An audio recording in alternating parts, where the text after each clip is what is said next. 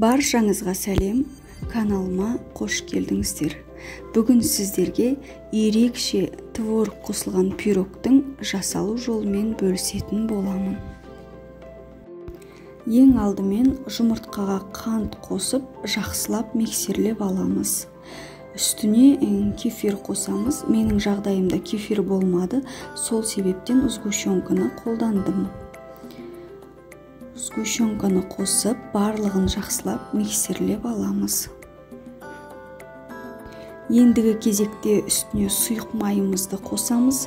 Барлығын жақсылап миксерлеп алып, 2 стакан ұнымызды қосамыз.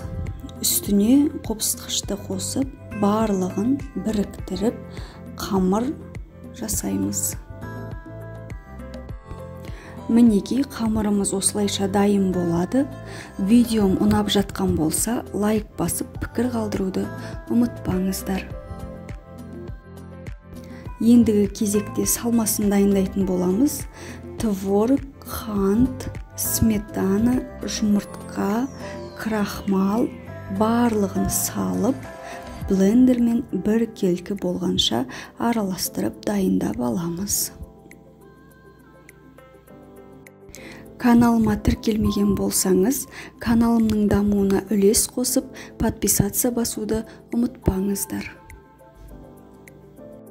Мінеки салмамызда дайын. Ендігі кезекте 21 сантиметрлік формамызға қамырымызды құямыз. Дәл осы ретпен қамырымызды құйып алған соң, үстіне салмасын саламыз.